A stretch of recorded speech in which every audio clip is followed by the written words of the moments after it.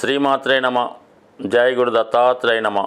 ఈ వీడియోలో మనం శ్రీ విశ్వావసునామ సంవత్సర ఉగాది ఫలితాలు మేషరాశి వారికి ఏ విధంగా ఉండబోతున్నాయి అన్న విషయాన్ని మనం పరిశీలించే ప్రయత్నం చేద్దాం.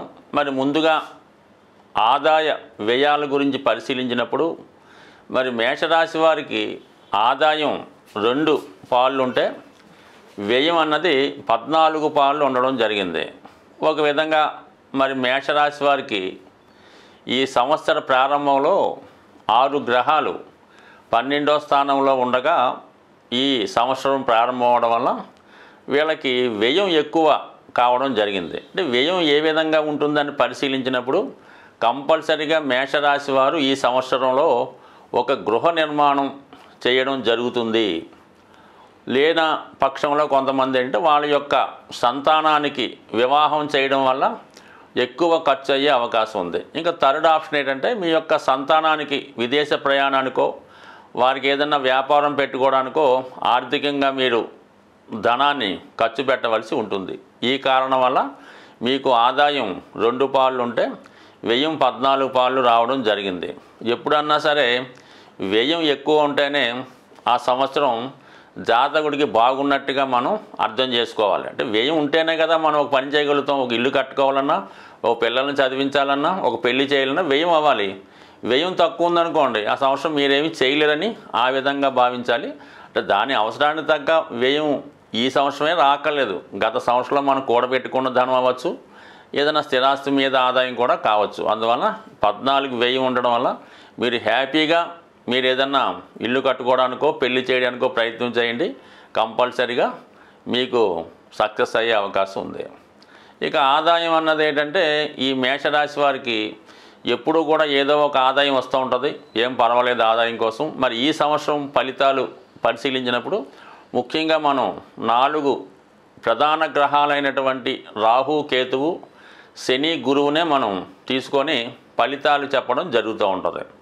మరి ఈ సంవత్సర ప్రారంభంలో ఇంచుమించుగా మనకి మే 15వ తారీఖు వరకు కూడా గురువు ధనస్థానంలో ఉండడం వల్ల చాలా వరకు భాగ్యాధిపతి ధనస్థానం అంటే మీ కుటుంబంలో వ్యక్తిగతంగా మీ వలన కానీ మీ కుటుంబ సభ్యుల వల్ల కానీ అదృష్టం కలిసి వచ్చే అవకాశం ఉంటుంది. అంటే ఈ ఫలితం మొత్తం సంవత్సరం మీద కాబట్టి కుటుంబ సభ్యుల యొక్క సంఖ్య పెరిగే అవకాశం ఉంది. అంటే కుటుంబం ఎక్స్పెండ్ అయ్యే అవకాశాలు ఉన్నాయి. అంటే మీకు కానీ మీ కుటుంబంలో ఒకరికి కానీ సంతానం కలగడం వల్ల కానీ, లేదంటే మీ కుటుంబంలో మీకు వివాహం జరిగిన భార్య రూపంలోనూ మీ సంతానానికి వివాహం జరిగిన కోడలు, అల్లుడు రూపంలోనూ మొత్తం మీద కుటుంబ సభ్యుల సంఖ్య పెరుగుతుంది. మొత్తం మీద ఒక శుభకార్యం మీ గృహంలో మరి మే 15వ తారీఖు లోపులో జరిగే అవకాశం ఉన్నది. వ్యక్తిగతంగా మీకు కూడా మీ వాక్చాతుర్యం పెరుగుతుంది. మీరు చెప్పిన మాటలు, మీ చెప్పిన ఉపదేశాలు మీ కుటుంబ సభ్యులు విని దాన్ని అమలు చేయడం జరుగుతుంది. కుటుంబంలో మీ యొక్క గౌరవం కూడా పెరుగుతూ ఉంటుంది. అలాగే వ్యయాధిపతిగా ఉన్నటువంటి గురువు ధనస్థానంలో సంచరించడం వల్ల ఏంటంటే కుటుంబ సభ్యుల్లో ఒకరికి వివాహం వల్ల కానీ, ఉన్నత విద్య వల్ల కానీ, ఉద్యోగం రావడం వల్ల కానీ వేరే ప్రాంతానికి వెళ్ళడం జరిగే అవకాశం ఉండదు. అంటే కుటుంబం నుంచి ఒకరు దూరం అవ్వడం, కొత్త వ్యక్తులు కుటుంబంలో చేరడం, ఇవన్నీ మార్పులు మీకు మరి మే 15 లోపల ఏదో ఒక శుభకార్యం, ధన వ్యయం జరిగే అవకాశం ఉన్నది. ఇక మే 15 తర్వాత గురువు తృతీయ స్థానంలోకి మారడం జరుగుతూ ఉంటుంది. 3వ స్థానం అన్నది మీరు అందరికీ మంచి సలహాలు ఇవ్వడం, ఒక గురువు స్థానంలో ఉండి అందరినీ మంచి మార్గంలో నడిపే ప్రయత్నం చేస్తారు. అంటే 3వ స్థానంలో ఉన్నటువంటి గురువు సాధారణంగా ఉపాధ్యాయులకి, న్యాయవాది వృత్తిలో ఉన్న వాళ్ళకి, ఆధ్యాత్మిక రంగంలో ఉన్న వాళ్ళకి చాలా బాగా ఉపయోగపడుతుంది.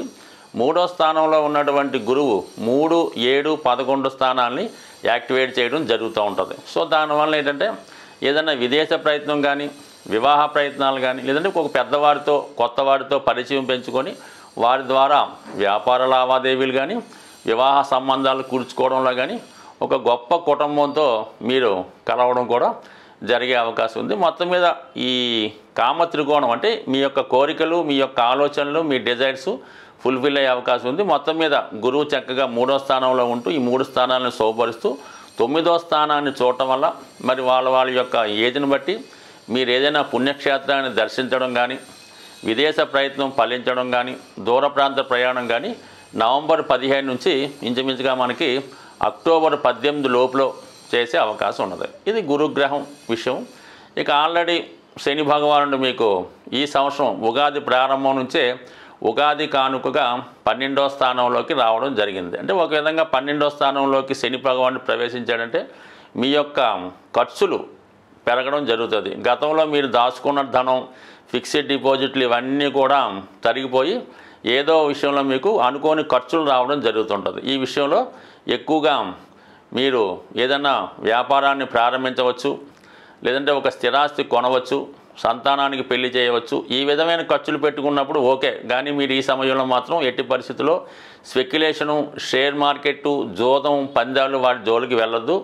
99% ఎవరితో కలిపి వ్యాపారం చేయడం కానీ, వ్యక్తిగతంగా మీరు ఎవరికన్నా అప్పు ఇవ్వడం కానీ ఇలాంటి కార్యక్రమాలు చేయడం వల్ల ఇంచుమించుగా మీరు ధనం పోగొట్టుకోవాల్సి ఉంటుంది. ఇదే సమయంలో కొంతమంది ఆలోచన ఈజీగా ధనం సంపాదించాలనే ఉద్దేశంతో కొద్దిగా వ్యసనాల మీద కూడా అవకాశం వెళ్ళే అవకాశం ఉంది. కొంతమందికి వేరే ఒకరు పరిచయం అవ్వడం వల్ల వాళ్ళ మీద ఎక్కువ ఇంట్రెస్ట్ పెంచుకొని వారికి ఎక్కువగా ధనాన్ని ఖర్చు పెట్టడం కూడా జరుగుతూ ఉంటుంది. కాబట్టి సాధ్యమైనంత వరకు నైతికమైనటువంటి కార్యక్రమాలకి ఉండాలి తప్ప అనైతిక కార్యక్రమాలు, ఇల్లీగల్ అఫైర్స్ పెట్టుకోవడం వల్ల జాతకుడి యొక్క పతనం కూడా ఇంచుమించుగా మీకు ఈ ఉగాదితో స్టార్ట్ అవ్వడం జరుగుతూ ఉంటుంది. బట్ ఏది ఏమైనా అది మీ యొక్క ప్రయత్నం బట్టి, మీ ఆలోచన బట్టి, మీ నిర్ణయం బట్టి ఆధారపడి ఉంటుంది. బట్ ఏదైనా జీవితం ఈ సమయంలో ఎవరైతే మేషరాశి వారు బాగా ఇబ్బందుల్లో ఉన్నారో వారికి ఏలినాటి శని ఒక వరం లాంటిది. కంపల్సరీగా మీరు ఈ సమయంలో కష్టపడితే మీ కష్టాన్ని తగ్గ ప్రతిఫలం ఈ సమయంలో మీకు రావడం జరుగుతుంది. అది మనిషిని ఏలినాటి శని కష్టపెడుతుంది.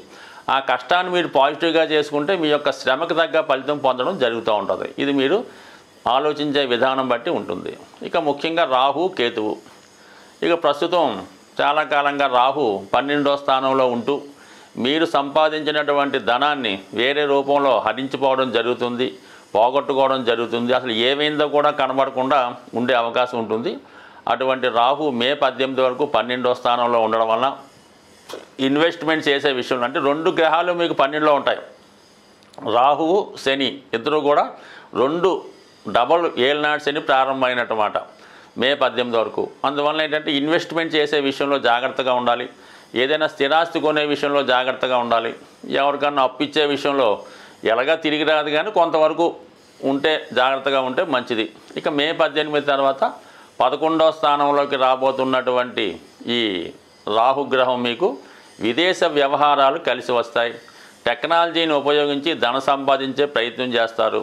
అలాగే కొత్త విషయాలు తెలుసుకుంటారు. మీలో నాలెడ్జ్ పెరుగుతుంది. ముఖ్యంగా ఇది రియల్ ఎస్టేట్ రంగంలో ఉన్నవారికి, పారిశ్రామిక రంగంలో ఉన్నవారికి, రాజకీయ రంగంలో ఉన్న వాళ్ళకి రాహు లాభస్థానంలోకి రావడం వల్ల గొప్ప వరం లాంటిది. మీరు ఎంతో కాలంగా ప్రయత్నం చేస్తున్నటువంటి రాజకీయ పదవి కానీ, పెద్ద కాంట్రాక్టర్లు మీకు రావడం కానీ, పెద్ద వ్యక్తులు అంటే ఎంపీ స్థాయిలో వ్యక్తులు మీకు సహకరించి మీ అభివృద్ధికి కారణం అవుతుంది. మీ ద్వారా వాళ్ళు లాభపడడం, వాళ్ళని ఉపయోగించి మీరు లాభపడే విధంగా ఈ గ్రహస్థితి మీకు మరి మన రాహు ఏకాదశంలో ఉండడం వల్ల మీరు చేయలేని పని అంటూ సాధ్యమైనంత వరకు ఉండదు. కాబట్టి అది జాగ్రత్తగా చేసుకోవడం వల్ల మరి మీ యొక్క ధన సంపాదనలో వేట స్టార్ట్ అవ్వడం జరుగుతుంది మే 18 తర్వాత. ఇక ఫైనల్గా కేతువు 6వ స్థానంలో ఉంటూ చిన్న అనారోగ్యాలకు కారణమవుతుంటాడు మే 18 వరకు. మే 18 తర్వాత పంచమ స్థానంలోకి వస్తున్నటువంటి కేతువు చాలా జాగ్రత్తగా నిర్ణయాలు తీసుకోవాల్సి ఉంటుంది. ఎట్టి పరిస్థితుల్లో కూడా స్పెక్యులేషను, పేకాట, జోదం వాటి జోలికి వెళ్ళొద్దు. ఎట్టి పరిస్థితుల్లో కూడా ఇతరులకు సలహాలు ఇవ్వకుండా జాగ్రత్తగా ఉండడం మంచిది. బట్ ఏదేమైనా ఈ మేషరాశి వారికి అటు గురువు అటు రాహు చక్కని ఫలితాలు ఇవ్వడం జరుగుతుంది. కాబట్టి ఏదేమైనా ఈ రాశివారు ఏ రంగంలో ఉన్నవారైనా సరే ఏదో ఒక గొప్ప అద్భుత విజయాన్ని ఈ సంవత్సరం సాధించబోతున్నారు.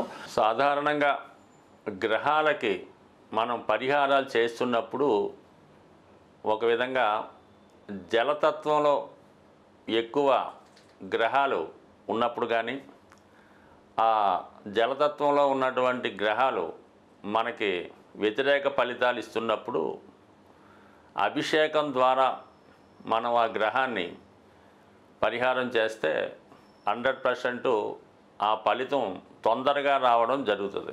ఇప్పుడు మనకి ఈ మీనరాశిలో 6 గ్రహాలు ఉండగా ఈ సంవత్సరం ప్రారంభమైంది కాబట్టి అందులో మిత్రగ్రహాలు ఒకటే ఉంటే పర్వాలేదు, శత్రుగ్రహాలు కూడా ఉండడం వల్ల అంటే శుక్రుడికి రవికి వ్యతిరేకత, శనికి రవికి వ్యతిరేకత, ఈ విధంగా ఒక రాశిలో ఈ పాపగ్రహాలు చేరినప్పుడు ఆ భావం యొక్క ఫలితాన్ని సంపూర్ణంగా నాశనం చేయడం జరుగుతూ ఉంటుంది. మరి ఆ కారణం వల్ల ఈ ద్వాదశ రాశుల వారికి కూడా ఈ రాహువు, శని, రవి వ్యతిరేక ఫలితాలు ఈ సంవత్సరంలో ఇస్తున్న కారణంగా మరి మీరంతా కూడా అభిషేకం ద్వారా మీరు గ్రహాలకి పరిహారం చేసుకోవచ్చు. అంటే ఇన్ని గ్రహాలకి మీరేమీ పరిహారం చేయక్కర్లేదు. అందరికీ ఆదిదైవమైనటువంటి శివునికి మీరు జలంతో అభిషేకం చేయడం వల్ల మీకు ఎక్కువగా గ్రహశాంతి జరిగే అవకాశం ఉంటుంది. అలాగే మీరు ఏదైనా ఒక పుణ్య నది స్నానం ద్వారా ఖచ్చితంగా ఈ గ్రహాల యొక్క ఫలితాల నుంచి అంటే పాప ఫలితాల నుంచి బయటపడే అవకాశం ఉంది. కాబట్టి మరి విధి విధానంగా అన్ని రాశుల వారికి సులభంగా మీరు పరిహారం పొందాలంటే ఒకటేంటంటే శివుడికి మాస శివరాత్రి రోజు అభిషేకం చేసుకోవడం, అవకాశం ఉన్నప్పుడు పుణ్యనది స్నానం చేయడం ద్వారా మీరు పునీతులయ్యే అవకాశం ఉంది. అలాగే మనకి ఏదైనా అగ్నితత్వ రాశిలో ఉన్నటువంటి గ్రహం ఇబ్బంది పెడుతుంటే మరి హోమం చేసుకోవడం ద్వారా ఆ గ్రహం యొక్క మంచి ఫలితాన్ని పొందవచ్చు. అంటే ప్రస్తుతం ఈ ప్రారంభంలో పెద్దగా అగ్నితత్వ రాశుల్లో గ్రహాలు లేవు కాబట్టి ఏదైనా మీకు ఇదొక అగ్ని ద్వారా పరిహారం అంటే హోమం చేసుకోవడం.